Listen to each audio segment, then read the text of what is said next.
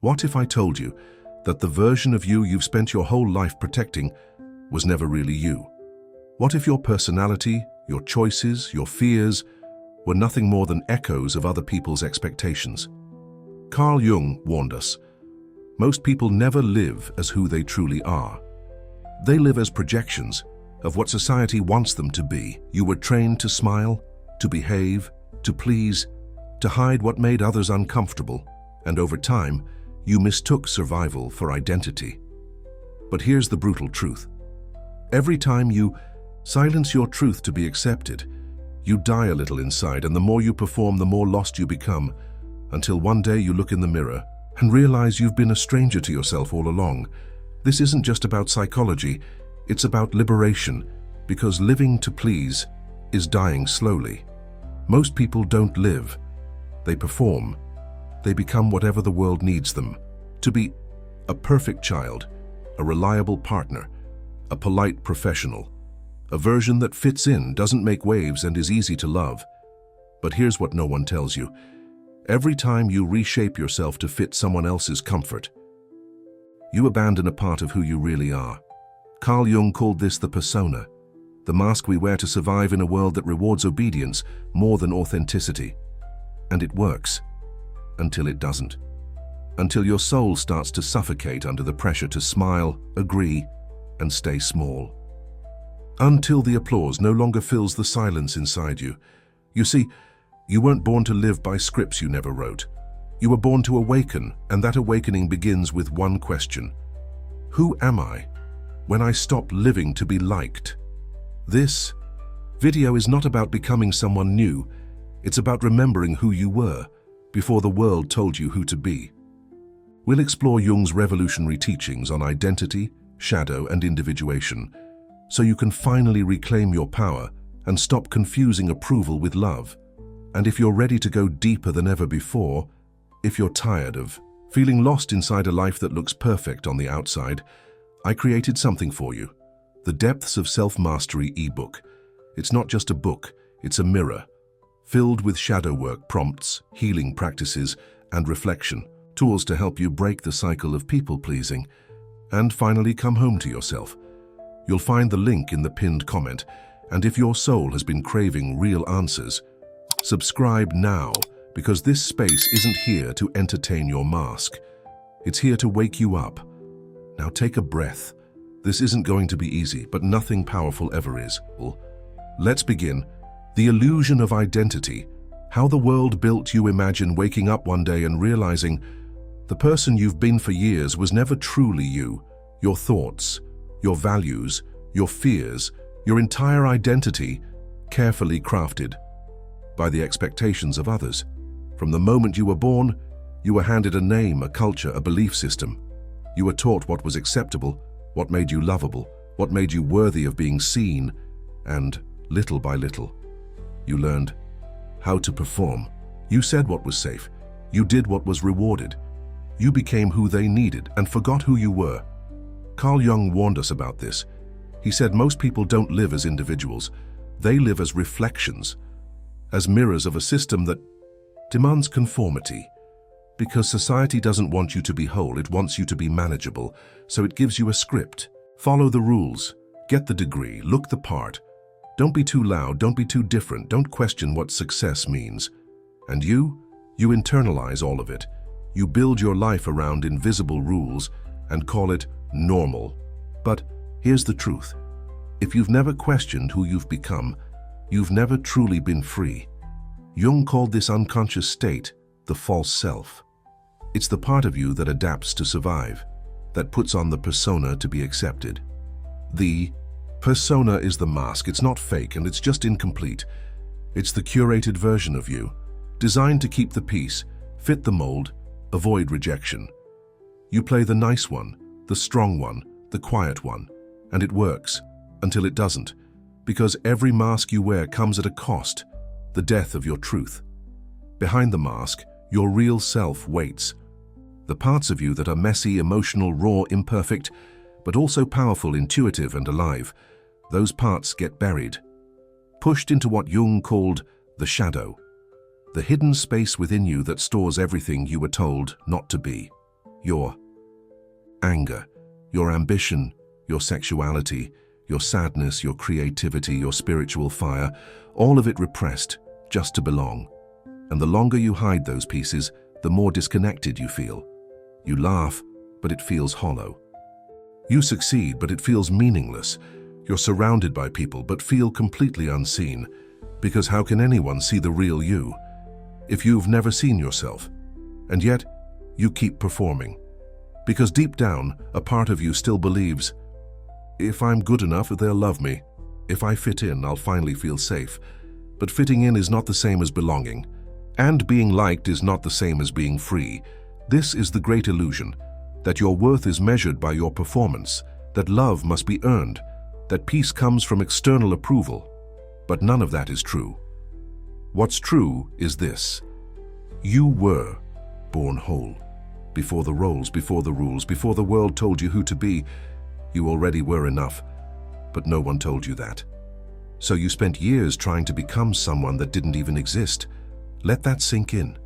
You built your identity around avoiding discomfort, around chasing validation, around becoming safe in a world that punishes authenticity. And now you're exhausted. You want to be real, to feel connected, to breathe without pretending. But you can't do that until you dismantle the version of you that was created for survival.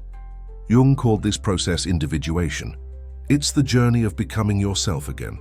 Not the self you were told to be, but the self you actually are, beneath the conditioning, beneath the mask, beneath the fear.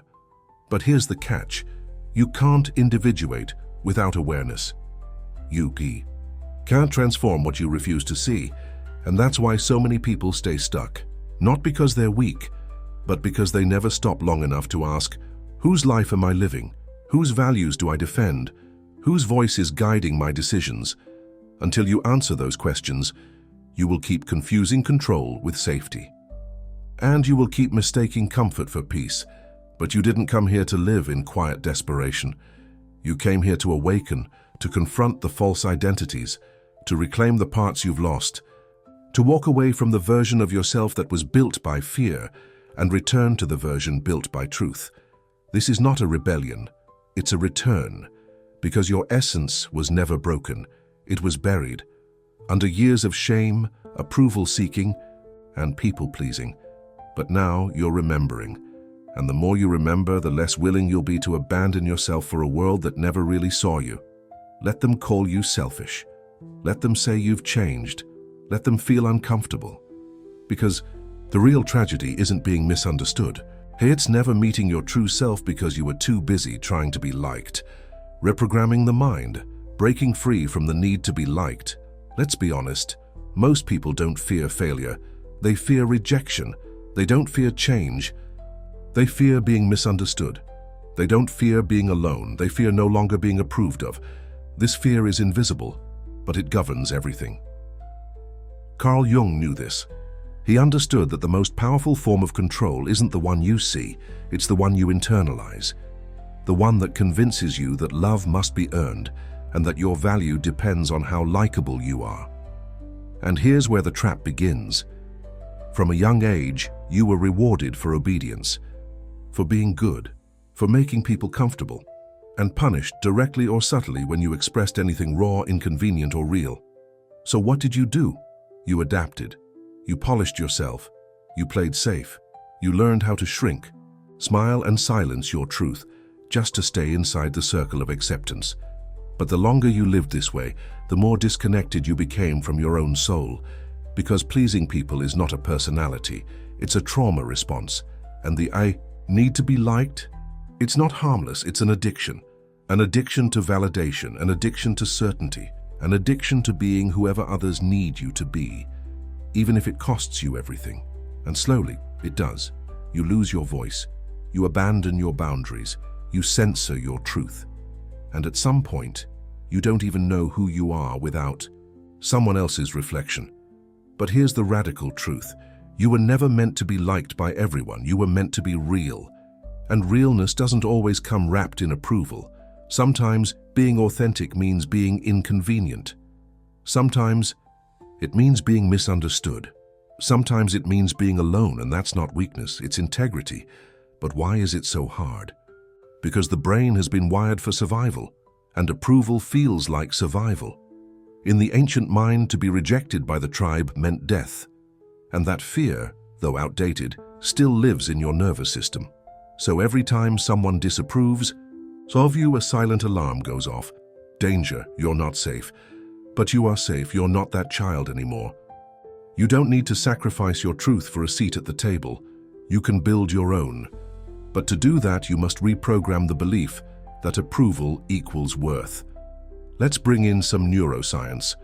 Every time you betray yourself for approval, you reinforce a neural pathway. If they're happy with me, I'm okay. If they're upset, I must have done something wrong. If they pull away, I must be unlovable. These are not facts, they're habits. Mental reflexes, and like any habit, they can be changed, but not with fake positivity, not with repeating affirmations you don't believe, and definitely not with spiritual bypassing. They change when you interrupt the pattern with presence. Next. Time you feel the urge to people please, pause, ask, who am I trying to protect right now? Is this really about the present moment, or is this my inner child reaching for safety? When you feel that pull to say yes, even when your body screams no, stop. Don't betray yourself to keep the peace, because the peace you're protecting is almost always someone else's comfort, not your own. And here's the cost. Every time you abandon yourself for approval, you teach your nervous system that you don't matter. You teach your psyche that other people's feelings are more important than your own truth. But the opposite is also true. Every time you honor yourself, even when it's uncomfortable, you rewire your brain for sovereignty. You teach your body, I can be true and still be safe. I can disappoint someone and still be worthy. I can be misunderstood and still be whole. Carl Jung called this individuation the process of becoming your full self, not the version that society rewards, but the one that was buried underneath the need to be liked. And let's be clear, this process is not easy. You will feel guilt. You will feel fear. You will question yourself, because when you stop performing, some people will walk away. Let them. When you stop over-explaining, some will accuse you of being cold. Let them.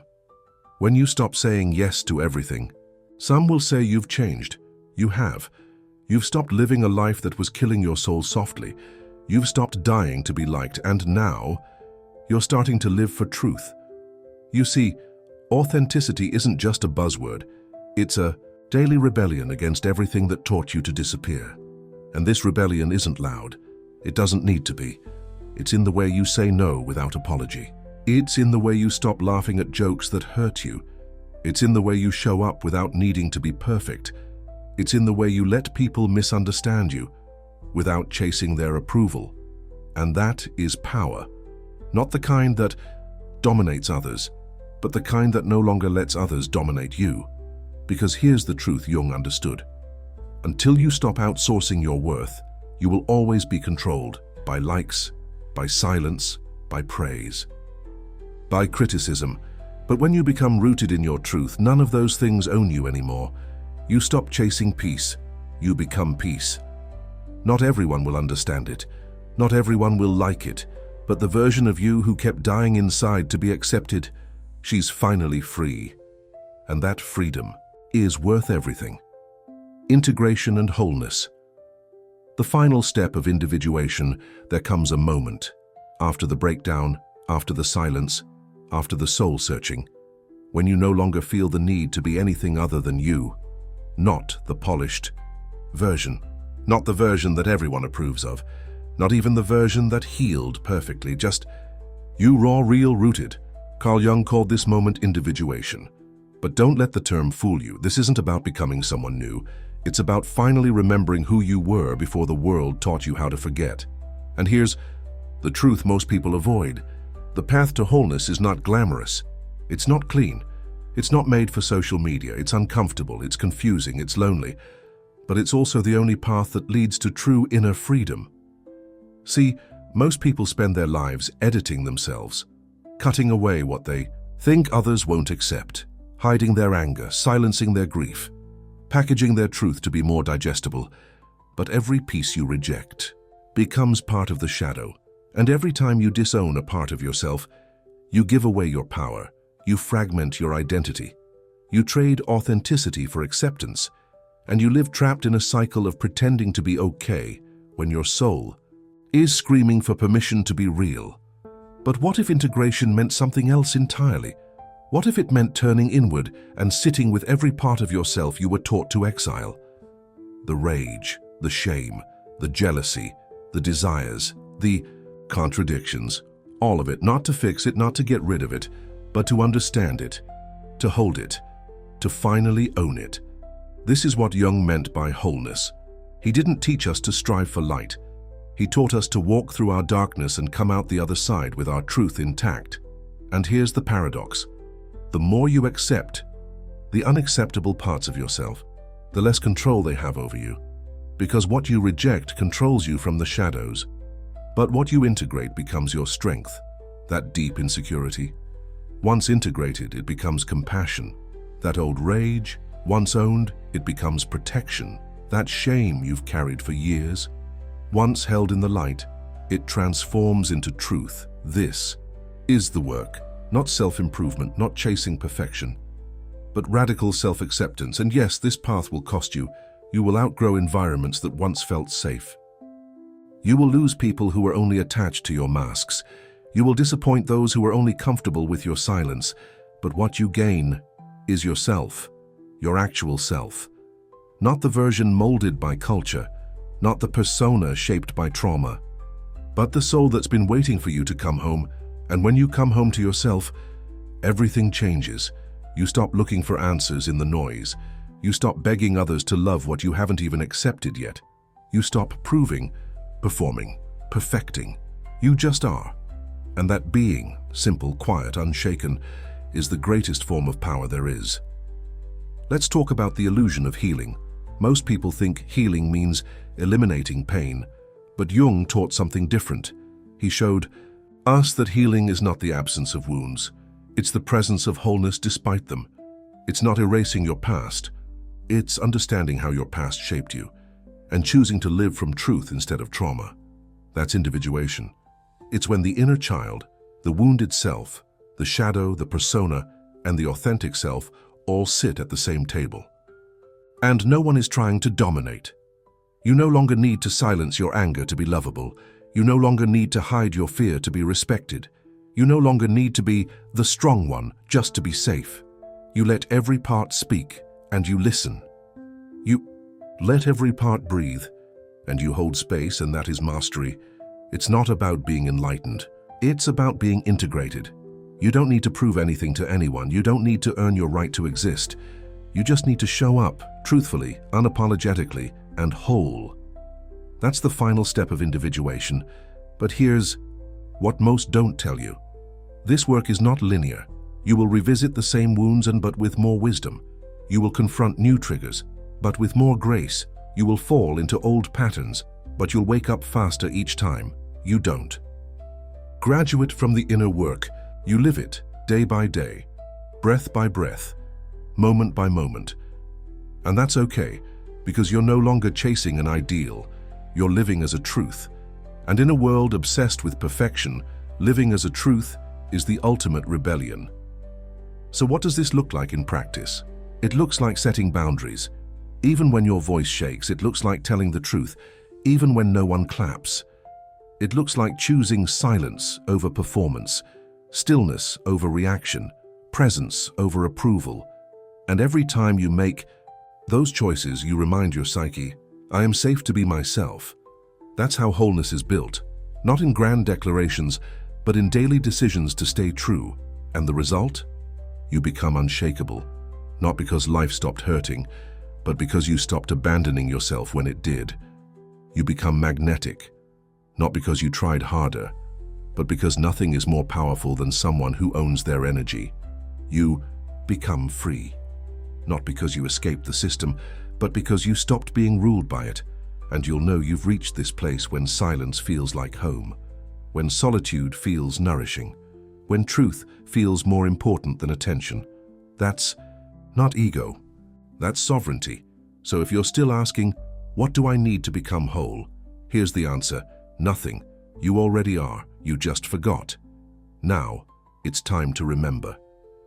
Conclusion: the day you remembered who you really are. There comes a day when something inside you just clicks. You stop chasing. You stop performing. You stop asking the world for permission to exist, and instead, you remember. You remember that who you are was never broken, only buried beneath the noise. You remember that your pain isn't a weakness, it's a message. And your triggers, they're not flaws, they're doorways. Doorways into a self that's always been there but was never fully claimed. This video wasn't meant to impress you, it was meant to awaken you, because no one teaches us how to hold our truth in a world built on illusion. No one hands us a manual on how to live from the inside out. But here's the truth: you were never meant to fit in. You were meant to break patterns, to unlearn the lies, to stop dying just to be liked. Carl Jung said, "The privilege of a lifetime is to become who you truly are."